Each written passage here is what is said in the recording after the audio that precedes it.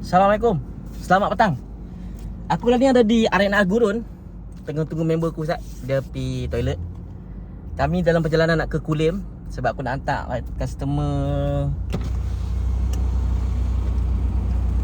Lagi aku record video sikit. Aku record video Ustaz.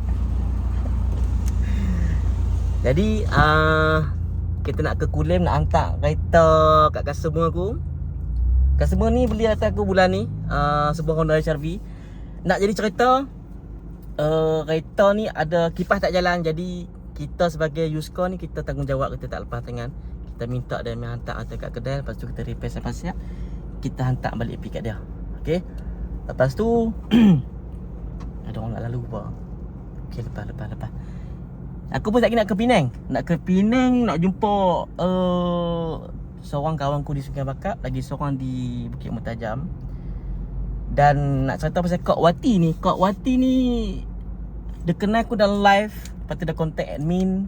Dia mai jumpa di kedai. Kita negotiate harga. Lepas tu kita submit dekat dia. Lagipun kereta yang dia beli tahun 2015. Untuk kereta tahun 2015, untuk kereta yang dah lebih 10 tahun, dengan bank, tak semua bank yang terima. Mujuk aku ada satu bank baik dengan officer tu, dia bantu. Dalam keadaan Kak Wati ni ada sitos. Dan ada sitos dan dia ada komitmen untuk 2 biji rumah. Oh, kalau dia ikutkan tu memang macam tak lepas lah kan. Dengan high komitmen, dengan ada sitosnya. Tapi nak jadi rezeki Kak Wati, alhamdulillah loan dah lulus. Okey, jadi dekat Penang dengan Sungai Bakap lagi, mungkin kita akan hantar ada ke Kulim dulu. Lepas tu kita ke Sungai Bakap, nak jumpa kawan aku di Sungai Bakap. Kita nak sembang pasal XAUT Data Gold, mah digital. Lah ni pun aku pelan-pelan buat mah digital. Simpan mah, lepas tu dapat bonus setiap hari. Ni dah masuk bulan kedua. Jadi sambil-sambil tu kita share dengan kawan-kawan yang terdekat.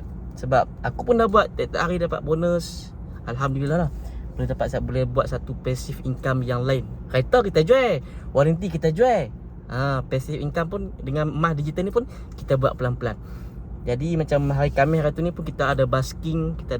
Lepas tu kita dah bawa keluar satu lagu yang aku buat dalam bulan ni. Aku buat, lepas tu kita try main dekat basking.